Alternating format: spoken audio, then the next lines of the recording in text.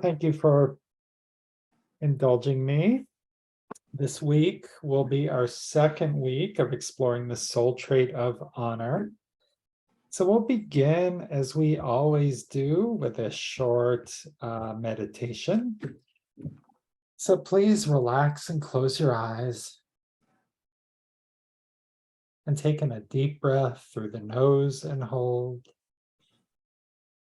And exhale through the mouth and hold. And inhale through the nose and hold. And exhale through the mouth and hold.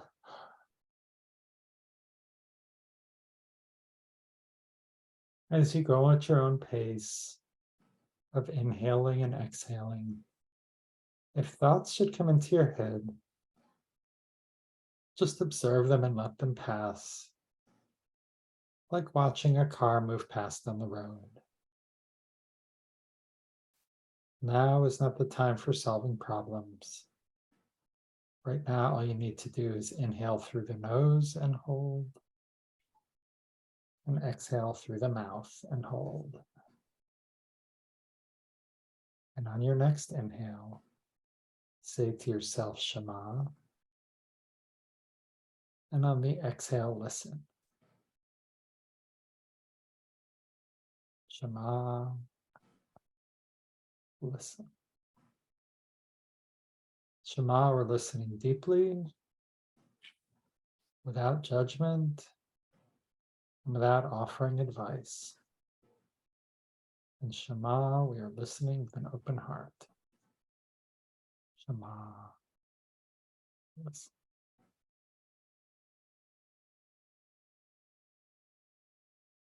And when you're ready, you may open your eyes.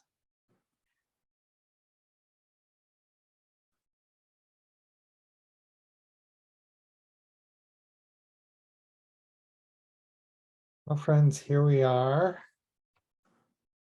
I'm also happy to share that I finished the semester. All my finals are in. My internship is completed. They had a nice little luncheon for me today. I turned in my computer and my badge. So summer is here. So a couple weeks off before classes begin. So today we're going to go a little bit deeper into the soul trait of honor, which is translated as, which in Hebrew is, oops, that is not what I'm looking for here. Hang on a sec.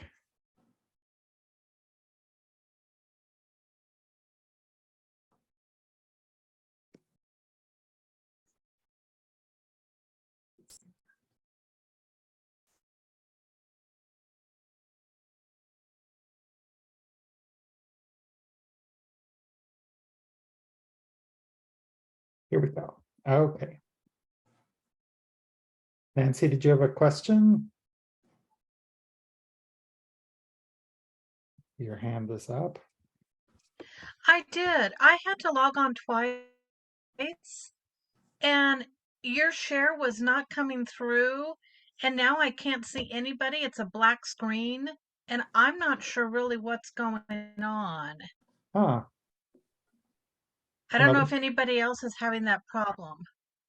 Everyone, huh? No, I can see 1, 2, 3, 4, 5, 6, 8 squares or rectangles, and I can see you, Nancy, and your beautiful purple flowers behind you. Yeah, you were like just a black. Yeah, I see nobody. Oh, maybe log out and log in again. Yeah, maybe there's. Yeah, I'll try it for a third time. Third time's a charm, you know. Well, I hope it works.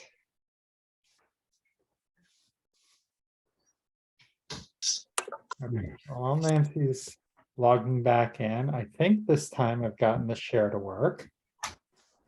This is one of the primary teachings of Ira Stone, who founded the Center for Contemporary Mussar. He is one of the major Mussar teachers of the 21st century. And for Rabbi Stone, this is kind of the prime directive. This is the primary focus of Mussar, and I like it a lot. I think it makes a lot of sense to me. But I'm curious, what does it mean to you to learn to bear the burden of the other? Who is the other? What is the burden? What is the learning? Yeah, Paul. Yeah, I was reading your note that you sent out in advance of our meeting today, and you were talking about how you were, finishing up your bereavement practice. During that, you needed to find ways of honoring yourself so that you would not take on the pain and the suffering and of others, that you allowed yourself to keep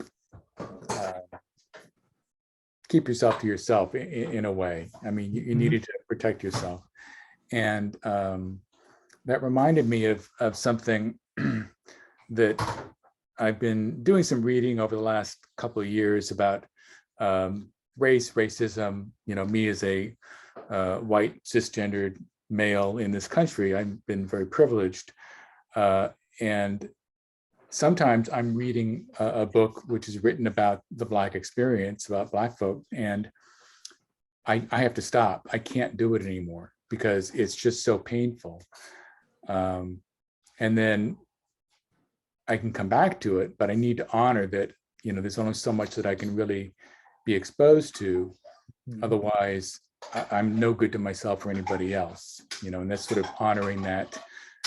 I know that the direction I want to go is the direction I want to go and I need to go, but I need to make sure that I don't damage myself or, think that I'm just fine and when I'm not, and damage relationships. So anyway, that's what it reminded me of in a different context, but still it was interesting. Thank you. Yeah, thank you, Paul. And if it's okay, I have a follow-up question.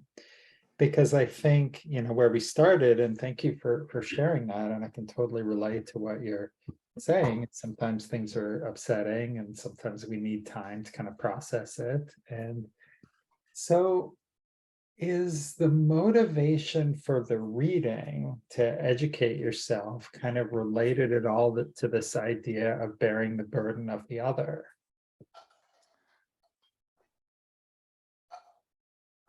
Yes.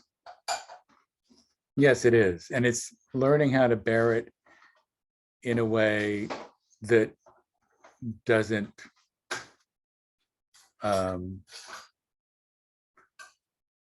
where I can be where I can bear it and not feel like I'm being destroyed in some way, I suppose. I don't know. That's maybe an extreme way of saying it, but it really does mean, in different times when I have learned about or I experienced the death of another, I had to find a way to experience it and go into it, or even my own trauma, going back.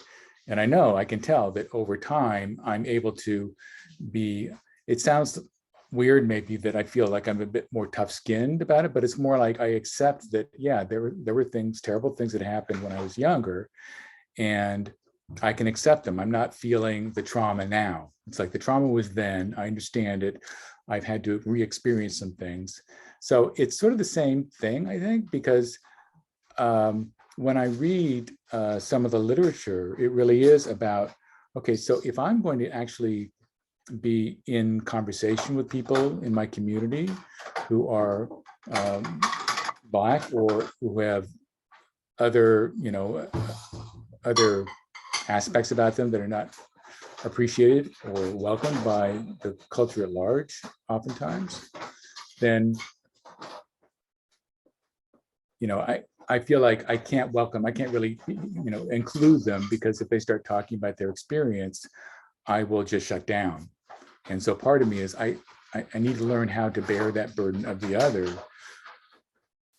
I don't want to go really on and on, but I'm hoping that I'm explaining myself. Yeah, thank you, Paul. And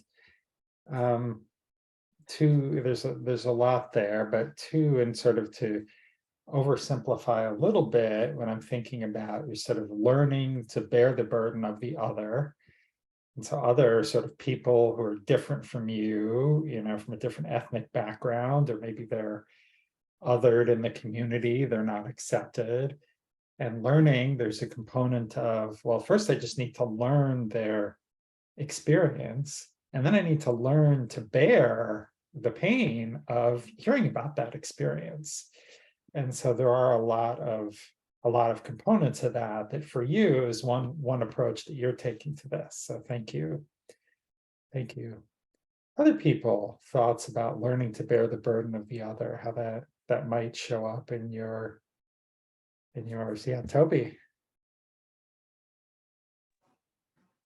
In another Mussar class that I was taking, we studied Savlanut, which I know is commonly translated as patience, but one of the other definitions was learning to bear the burden of the other. And I was wondering, it seems to me that learning to learn about someone who's not like you, and then to bear whatever pain they've gone through,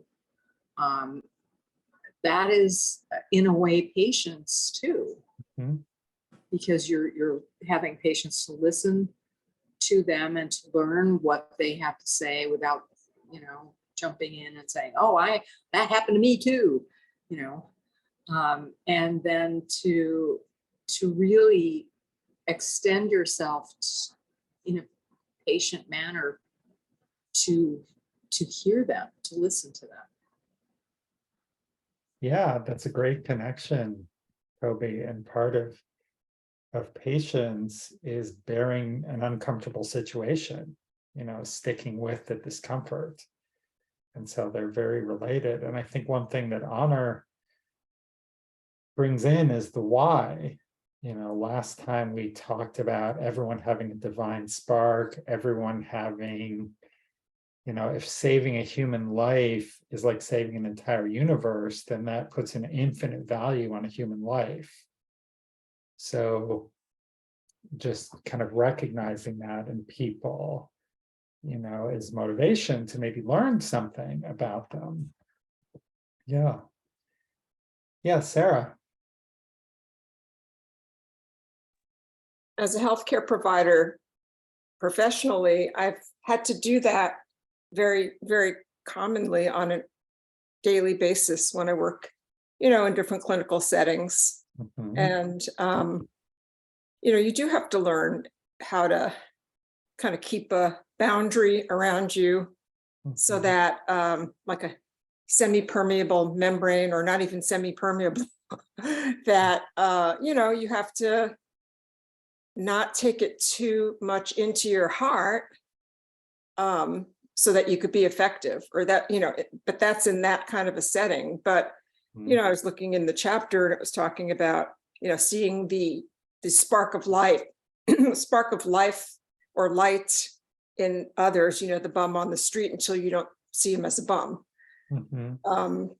And I've had to do that a lot with people because, I also come from a fairly privileged background, Mhm. and, white, and I always had enough money and educated, blah, blah. And, you go into the healthcare system, and I work with all socioeconomic people and many, many, many different ethnic cultures. And it's so different, and you have to be respectful, in certain customs. If you're, a woman, the man won't shake your hand or look you in the eye. And, you just have to, be culturally sensitive. So, I mean, it's kind of related. Yeah, no, absolutely. Thank you, Sarah. And that reminds me from my bioethics class, they were talking about how much do you reveal if someone has a terminal diagnosis? And in some cultures, you're expected to tell the family and not the patient, and they decide. which is so different than the way that I sort of approach things. But, you know, again, it is what is the sort of needs of the other. Yeah, the other I person. taught, yeah, I taught a class, healthcare policy and ethics, when I was teaching for USF.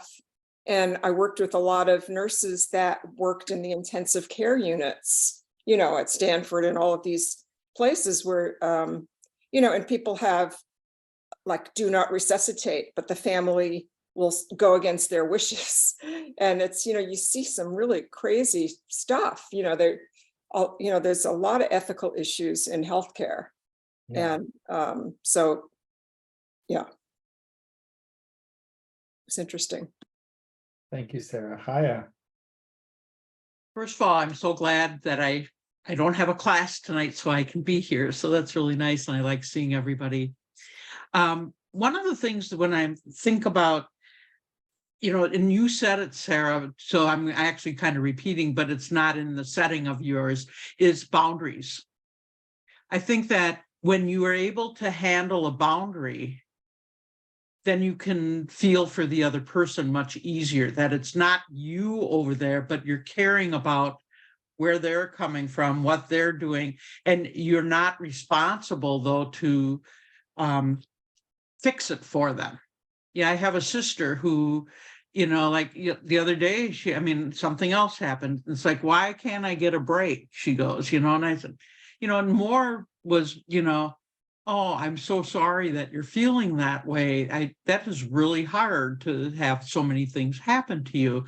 So I mean, I'm just seeing it more as, instead of like, damn it, sister, you know, just don't learn, you know, and you're my older sister and I'm acting like the older sister.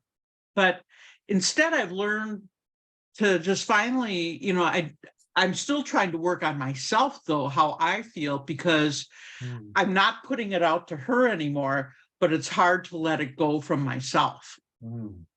So how do I'm working on how do I honor myself as well as her, because the honoring her is coming through. And I'm telling myself that being listening and not judging is a way of honoring myself too. You know, it's hard though, because we all grow up, especially here in America, tell each other how to do things, you know. Oh, I've done that and this is how I did it, you know. Yeah, thank you, Haya. And that sort of illustrates the other word. It's a burden. This is really hard. This is really hard to do, and not trying to fix someone and not trying to fix your older sister and just making space for them.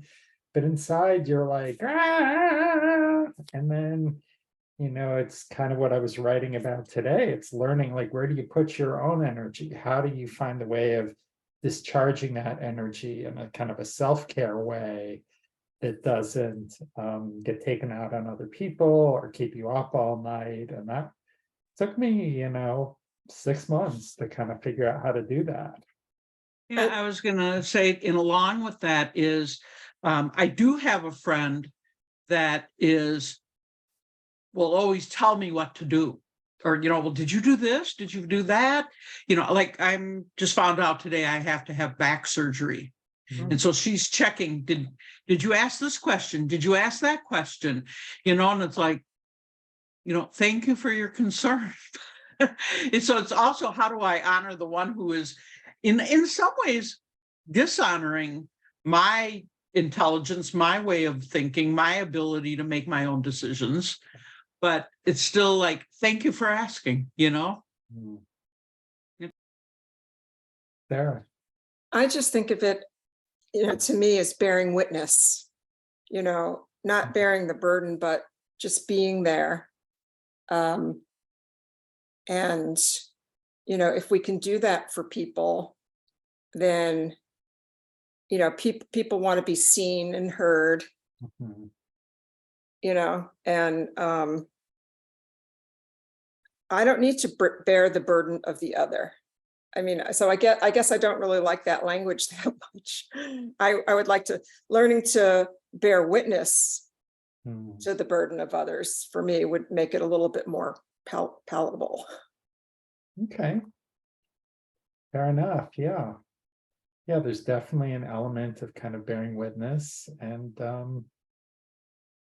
think it's something to maybe percolate on over the next month or two as we sort of look at some other cell traits and say, is there an element to this that's a little bit about bearing the burden that might be more palatable? Or is it, we're people who wrestle with the divine. We don't have to agree with every point, and that's okay too. Let's take this one a little bit deeper. A long, great discussion on the first one. May I have someone unmute and read this this quote from Rabbi Shlomo Volbe? I will. Great. The ultimate value you can give a person is to treat a person seriously, to take notice of that person, even just a hello. I've noticed you shows that person that they are valued. Their presence has not gone unnoticed. When you treat a person lightly and you don't acknowledge them, you sit at a table and talk to all your friends, ignoring the one person who sits by themselves. You are stripping this person of their value, in effect, giving them a curse. Thank you, Stephanie. Okay, so what is the kind of key point that he's making here? So for the group, I'll just copy this so we can put it in the chat. The thing I'll add is that the Hebrew word for honor is kavod, which is very related to, has the same root as kaved, which means heavy. So he's sort of talking about treating someone with heaviness, and we have this English expression to take someone lightly. So I think partly he's drawing upon that as well. So yeah, so what is it to mean to treat? What is the point he's making here?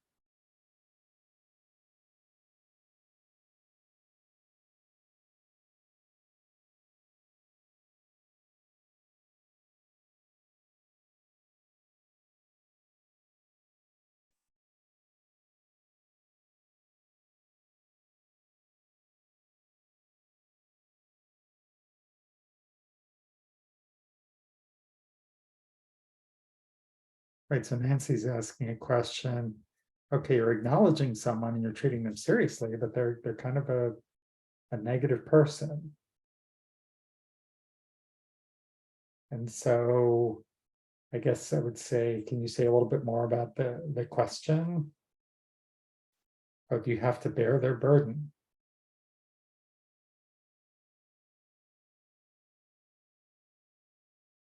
What do we think?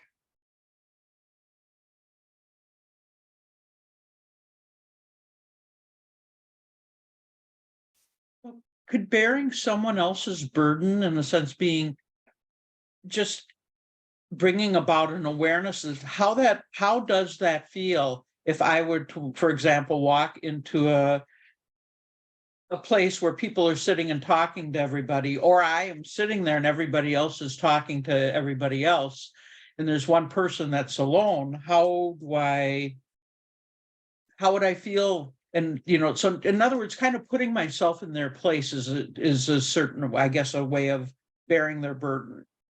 I don't know if that's what it means or not, but that's what I'm kind of sensing, that I can associate with what they're feeling, or try to imagine they're feeling. I can't feel for someone else, but can I imagine what that might feel like to be sitting there alone? And then by honoring that, maybe I go over and sit with them. Yeah, thank you. Other thoughts? Yes. So I think that what Nancy brings up is that can be a very tough thing to really figure out. And it all depends on I think, from my perspective and from my experience, if I'm going to, what are my expectations about the interaction? So if I know they're always going to be negative because that's been my history with the person, then I just know that I can acknowledge that they've got a burden, that they have a burden, but taking that burden on myself doesn't make any sense in terms of I can't bear their burden. And I think that it's a really, bear witness versus bearing, maybe this where you just kind of bear witness. But again, I mean, my mom has somebody who would call her all the time, and it was her chance to do. I mean, she's not Jewish, but it was like doing a mitzvah for her. She'd just be very patient with the woman who always had a problem that she could never figure anything out, and my mom was the nicest person she could call. She just knew that my mom wouldn't hang up on her. So my mom would give her a certain amount of time and then, gracefully bow out from that. And, that was her way of sort of bearing witness or being present for somebody, letting them know that, that they're being seen, but also realizing that never got integrated by that person into feeling like over time, oh, I'm being seen now. I don't have to be such a pain in the ass about it. I don't always have to have something that's terrible. I could talk about wonderful things. Yeah. So. Thank you, Paul. Thanks. Now, someone's screen is really small. It's iPhone 2, and I can't quite see who you are. Yes, and you are on mute.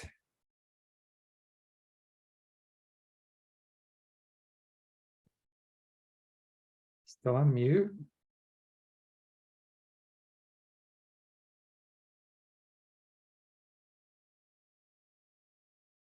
There we go. I don't know. I don't know why I'm small, but I'm small today. Yeah, I always think about bearing someone's burden, is recognizing that to not judge. We all have a belief system of our own belief system, and I think when somebody's telling you something that's terribly sad or whatever, I think it's to have the compassion towards them, and maybe even a little bit of empathy, and maybe taking yourself outside of the box a little bit to understand it from their point of view. We tend to be people that when we hear words and or read words, depending on how our mood is how we take those words. A lot of times you can have a conversation with somebody and they'll only hear a part of the conversation, and they'll get fixated on one word, and then automatically they're like, are you calling me this? Or and it's interesting how um lately people have become very confrontational, and so it's to be somebody to sit there and listen to them and to not judge them and to be you know a loving person towards them. I think for me that's how I would bear their burden in a sense, and but not taking it upon myself because I'm not having whatever they're going through, but I can sit there and listen to them. And I think sometimes we get caught up in fear, and we reiterate the same story over and over again, just like you were saying, Paul, how your mother would listen to the lady complaining, and sometimes we get so caught up in the complaint that we don't we don't look for the solution to the obstacle. We're just looking at the obstacle and speaking about it all the time. And even if we're given the solution, uh, we're not really wanting to learn the solution either. So it's a funny thing. I'm part of this thing on Nextdoor, and there's this lady with a problem with the next door lady who feeds the crows, and same kind of scenario. I don't know how many people have said, well, go talk to the lady, go do this, but she has always something to say why she can't. And I kind of giggled the other day as I read it again, and I thought, okay, so how long will this feed go on? Because she's not taking the advice. She's just wanting to keep on complaining, right? So, in a sense, I guess bearing somebody's burden is listening to them complaining and then kind of saying, hey, I got to bow out now, because I got to save myself too. Hmm. Yeah. Thank you, Shelley. You're welcome. Yeah, I mean, I think there's been a lot of good points, and some of the things that I'm hearing that I would distill out is, on the one hand, nobody gets a blank check, right? I don't have to keep listening to the crow lady forever if it's driving me crazy. But maybe it is kind of bearing the burden for a while and hanging in there and not just, and maybe bearing the burden looks like I'm not going to write a flaming email at her for her stubbornness and not listening and wasting everyone's time and being a negative person. So bearing the burden might be, I'm going to withhold some of my judgments and maybe even develop some compassion. It's like, wow, she's really troubled and is so bothered by this, but doesn't seem to have the wherewithal to kind of take any action to help herself. And she would rather just sit and complain, from the safety of next door and sort of be in this I'm a victim mode, rather than just say, hey, will you please stop feeding the stupid crows? They're, eating my flowers, or they're making too much noise, or whatever. So it is, it can take a lot of different forms, but that's why this is, again, it's a hard practice. It's like, for me, what does it mean in this particular situation with this particular relationship? And is this a relationship that's important to me? And on some level, it's, I'm going to try to keep, respect for someone's humanity no matter what, but it doesn't mean that I need to, go along with whatever they're saying or doing. So has all of this been helpful, Nancy?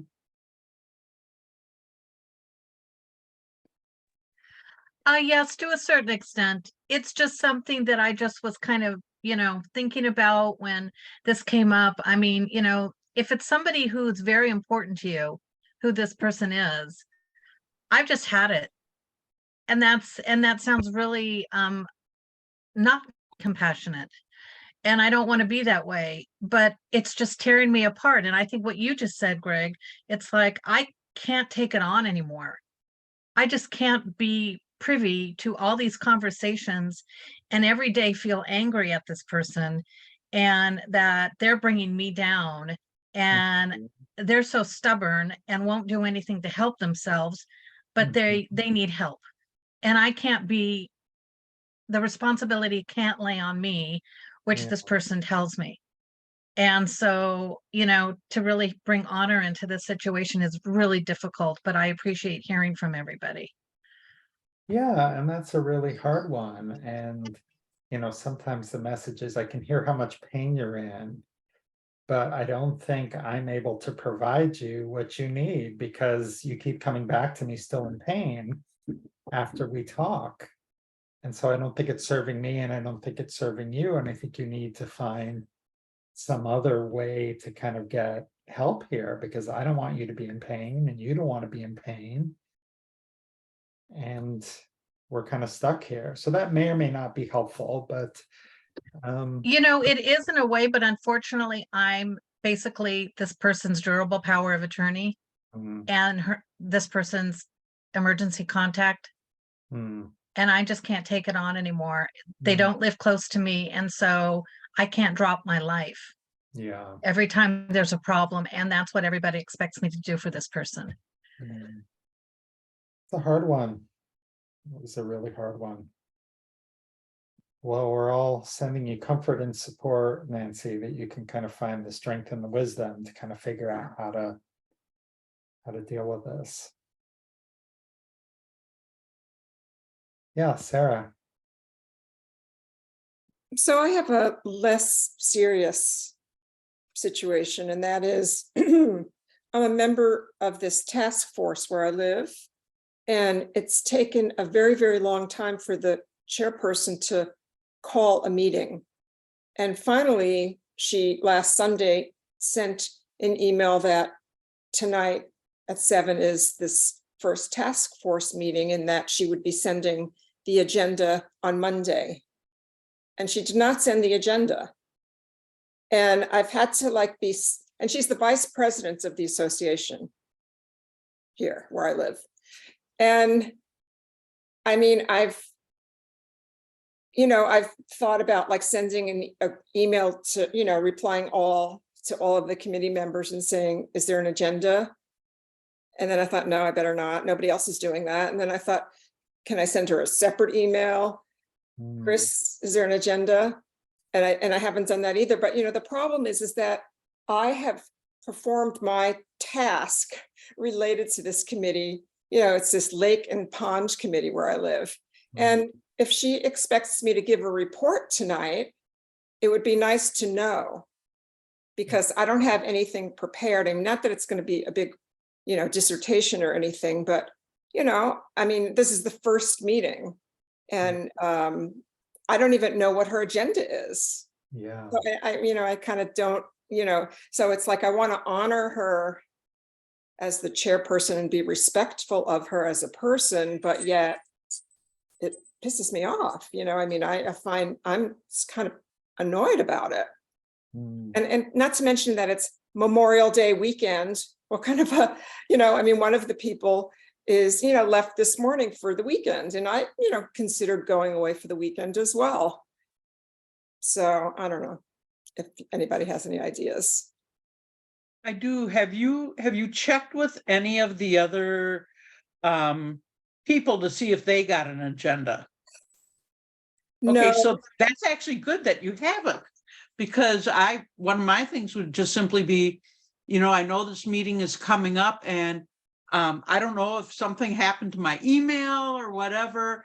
I seem to be missing the agenda. Has anybody else gotten it that they can send it to me?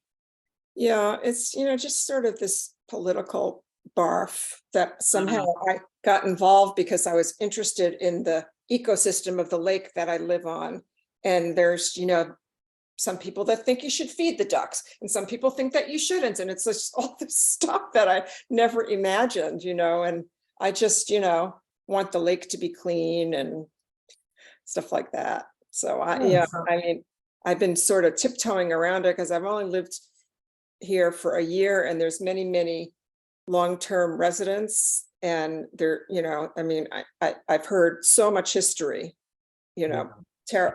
icky history that I want to plug my ears when people start telling me about it, Yeah, so maybe without problem solving Sarah's whole situation, but I think it is a really interesting one to look through the Mussar lens, and it's like, what is my obligation? Okay, I am irritated by this, and so what soul traits are being triggered in me that's sort of about the irritation. And clearly this person, we might wish that they were a little more on the order side of the spectrum, that they are not as organized as we might like to be. And there are some eyebrows being raised over the procrastination around calling this maybe, and then calling it on a holiday weekend. And is this someone who I want to work with? And is this going to work? And so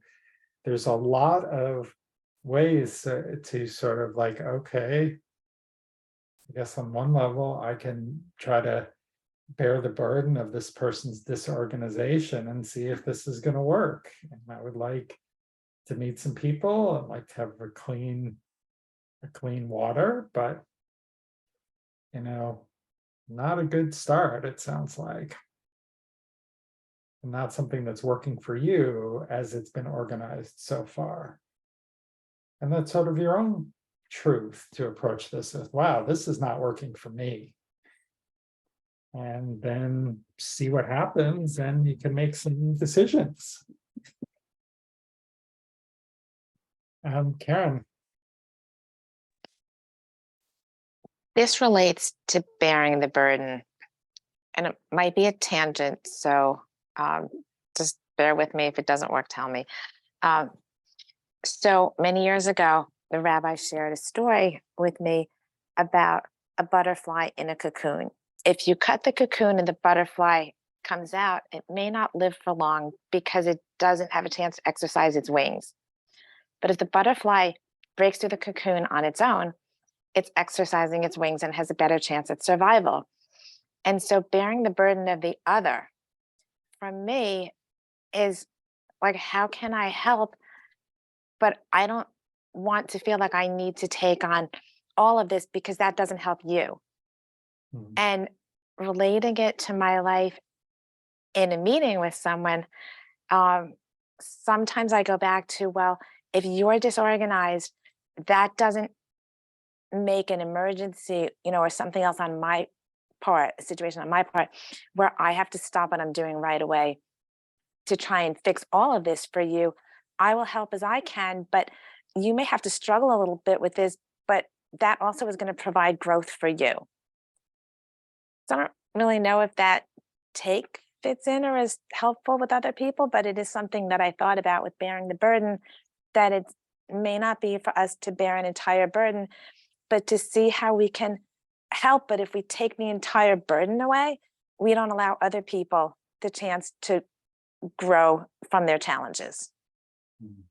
Can I just say one other thing? I'm just a little bit anxious, I guess, that she's going to call on me tonight in this group meeting with these people and say, well, Sarah, you met with vector control. What did they tell us about the lake? They tested the water, I mean, because I've talked to her about it, and I spent a lot of hours working on stuff, but it's like I don't really feel, I'm not ready to talk. I mean, if I knew I was going to be asked to speak about it, that's one thing, but to not know and to go into this meeting, and then for her to maybe spring it on me, I just don't know how to play it, Mm.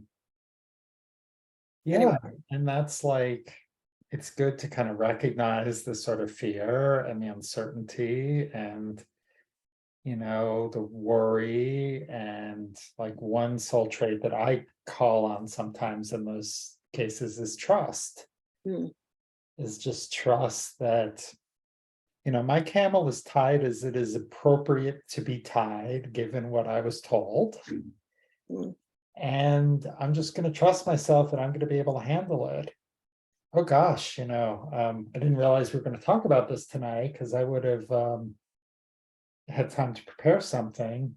I love that. But yeah, we did have some conversations, and there's some progress and there's some things, but I can send an email out, or I can talk about it next time. But in Oh, I love it. Thank in you. the future, it would be really helpful to just get a little heads up. And we're just starting to work with each other and learning each other's styles. But yeah, definitely had a conversation. And so It's sort of sorry, like it's how probably a to have, little on the advice giving side, but well, it's sort of how to have a difficult conversation, which I hate, it's kind of yeah. conflict. And the other is, what's the matter with you? You never gave me an agenda, and how could you do how I this to me? And that wouldn't be honoring her or being respectful. No. No, but I like the thought of trusting the process, that Yeah. I don't want to go in there and act like a crazy banshee, whatever. I want to, come from a place of calm and serenity Mhm. and respect. Yeah. So that's what I'm going to try to do. Yeah.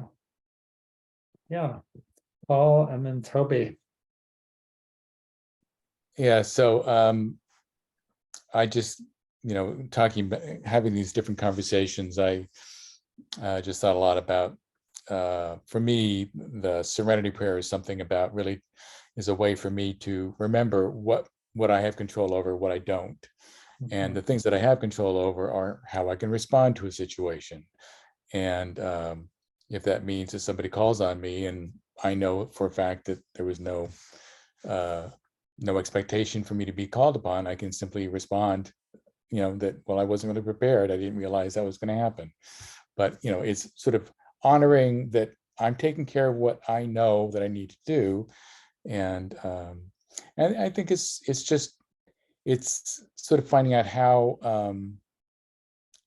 what's the one about what was this old trait about how much space we take up?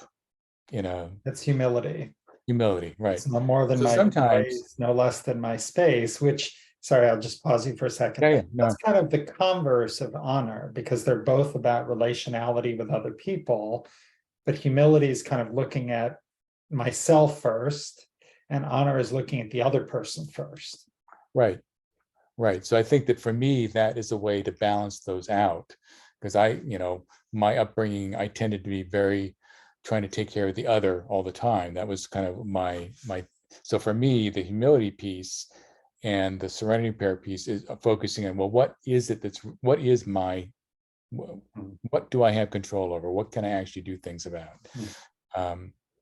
So that is, and then focusing on making sure that I'm honoring myself helps to balance that part out. Yeah. It's sometimes it's just there are no like right answers. It's just whatever I can come to a situation with and just be at peace with. That's the most important thing, and go from there. So Thank you, Paul. Toby. I can really relate to what Sarah is saying. I do a lot of volunteer work, and of course I was in the business world forever and ever. And the situation, I mean, am I coming out of left field or what? I would, if it was me in that situation, I probably wouldn't feel that I was dishonoring the person by dropping her an email saying, hi, so-and-so, I want to be prepared for the meeting tonight. And I know that you gave me this task to do. And I was wondering if we were going to be discussing that tonight. And that, I mean, if two things can happen. If the person doesn't respond at all, then when the meeting comes, if she calls on, you can say, well, I'm not prepared today. I have done X, Y, and Z, and I'll be happy to give you a report next time. But, since you didn't email me back, I'm not prepared today. But I don't think it's out of left field to ask for some direction from this person about what it is I'm supposed to be doing at this particular moment. And I don't think it's a lack of honor of this person or dishonoring the person by asking the question. And maybe I'm full of baloney, I don't know. Well, I think we can all sort of share our own experience and how we might wrestle with it without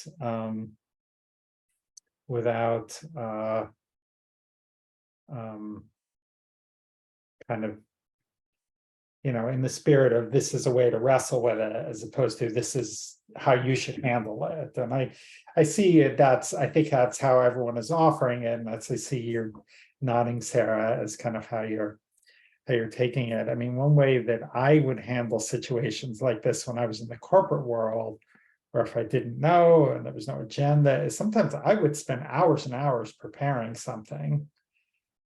And then I may or may not have been called on. It may or may not have been helpful. It may or may not have been appreciated. So if we just look at the spectrum of honor, if it's like, well, this person might want this from me, so I'm going to do all this work for them just in case, is that sort of too little honor, the right amount of honor, or maybe too much honor? There's no right or wrong answer, but how does that, just from that, what do people think?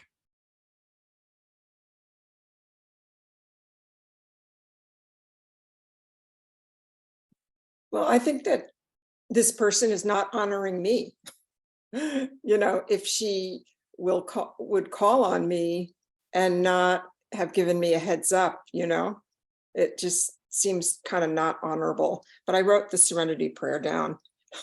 I'm going to bring the chip. But because I think it's true, we can't control other people. And I am the chairperson of another committee at Beth Am. And it's been going fantastic.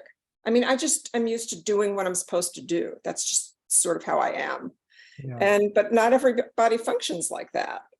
And I don't know what's going on in her life. I know she was very sick because I spoke with her once a few weeks ago, but everybody has their stuff. Yeah, So absolutely. thank you, everybody. What about in my case, though? Would I be giving somebody too much honor if I do all this detailed slide deck preparation when I was in the corporate world, if I didn't even know if I was on the agenda, just because I didn't want them to be, you know, not have the information they needed?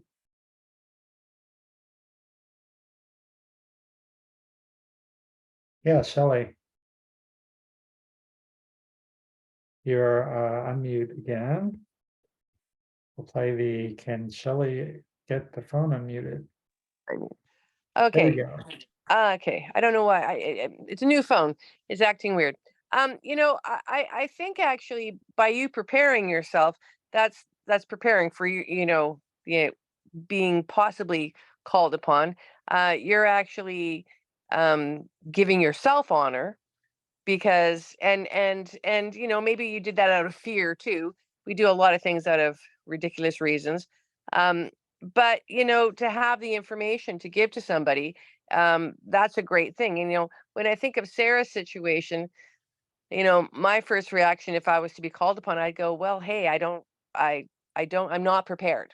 And not to be embarrassed about it, because you had not been called upon, you had not been. And so for you there, Greg, for you preparing or over preparing in a sense, is there that little bit of fear, right, that you don't want to look, I think we do things because we don't want to look bad. We're always feeling that people are judging us. And so therefore we're actually judging ourselves. And so we think to ourselves, well, if I prepare, then I'm not going to get judged. Or if I don't say anything, I'm not going to get judged. Or if I say something, I'm going to get judged. Right. And it's such a crazy thing, because it really, all of that really kind of comes back down to childhood traumas and our brain, how we're geared a certain way from learning a certain subconscious behavior. It's no different than the fight or flight. When someone's talking to you and all of a sudden they start getting angrier and angrier and they can't handle it and they walk away. And I always say, if I was to have that reaction, my first reaction to myself is, why am I doing that? Where is that coming from? Let's get this out of me, because I don't want to be this way. I'm the person that I always believe everybody's on their own path, and some people are ahead of me, some people are behind me, some people are walking beside me, and I don't judge the people ahead and I don't judge the people behind or beside, because we're all on a journey, we're all having experiences. And I think to recognize that it's okay to be vulnerable as well. And that, I think, is the hardest thing for people to have, is to be vulnerable, because we automatically start shaming ourselves. Well, I didn't do it. I didn't, and we're such a funny breed of people when I think about it, that we get all these feelings. But in actuality, if we're honest with ourselves, and we know that we're a good person, and we know that we speak well, and that we're conscientious of our words, and how we're not talking negative talk. And that's one of the things I do now. If I even start to predict something negative, I go, cancel that.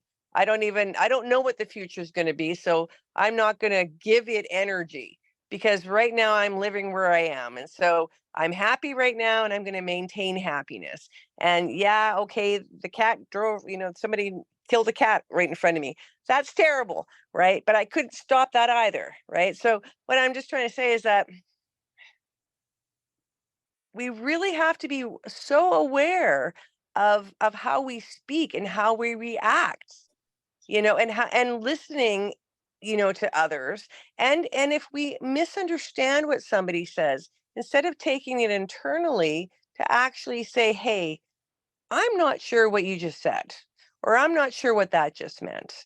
Or the opposite, being aware of watching people when you're speaking, and listening for their body languages, because you automatically get the cues. They start breathing differently, they start getting a little, they get that sound to their voice, and that's a cue for you as well, to say, hey, you know what did you just hear? Because, you know, maybe I can expand upon what my words were, and maybe I can paint you a better picture. But if you're hearing something negative, that was not my intent. And so I think it's being responsible for who we are, and also being responsible for the other person. And that is with the honoring of them. And, you know, and that is compassion. I mean, really, when you think about it, it all of these traits that we learn are all combined all instantaneously in just one conversation sometimes.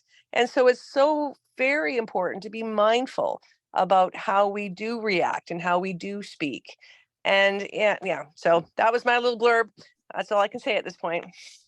Thank you, Shelley. And I think, you know, you brought in so many good points there, but I think that the overall sense is being mindful about our reactions and how we choose to respond to situations. I mean, from my own perspective, when I look back at some of these behaviors when I was younger, I think Shelley's right. There was an element of fear. It was a little bit of a toxic culture and not wanting to get called out or caught out.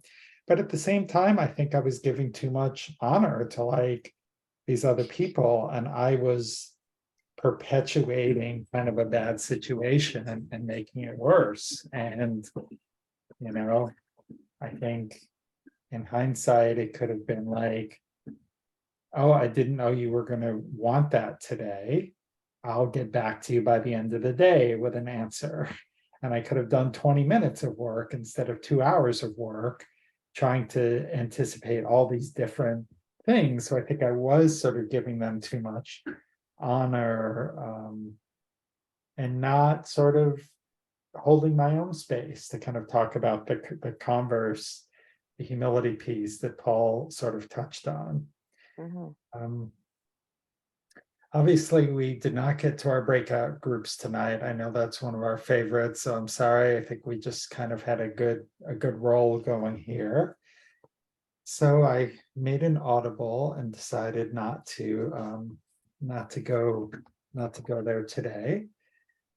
But we will get to that next week once again. So I invite you once more as we kind of close for today to relax and close your eyes. And take in a deep breath through the nose and hold. And exhale through the mouth and hold.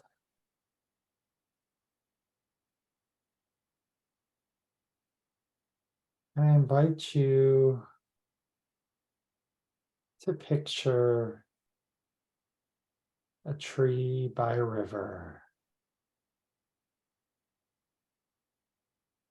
that has deep roots that allow it to be sustained through times of drought. It's well fed and well nourished by the waters. Its fruit can grow, can keep itself cool through the heat.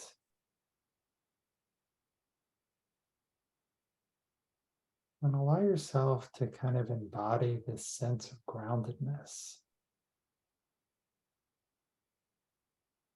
This being okay.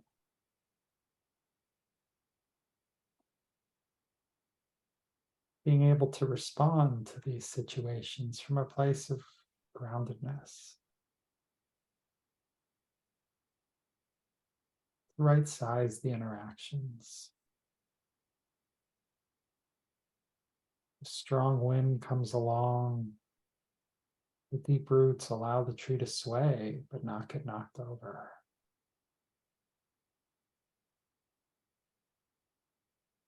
The water level dips a little bit. The deep roots allow enough water to come into you. Now let those images fall away, and we'll just sit in silence for a moment.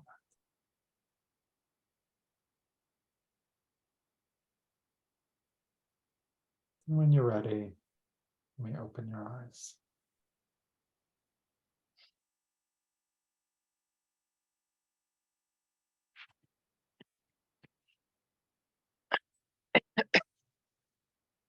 Well, thank you, friends. I look forward to seeing you next week. Thank you, Greg, and everybody. Thank you, Greg. Thanks, everybody. Thank you, Deb. Thank you, everybody. Have Thank a you good so weekend. much. Yeah, Have a good good weekend.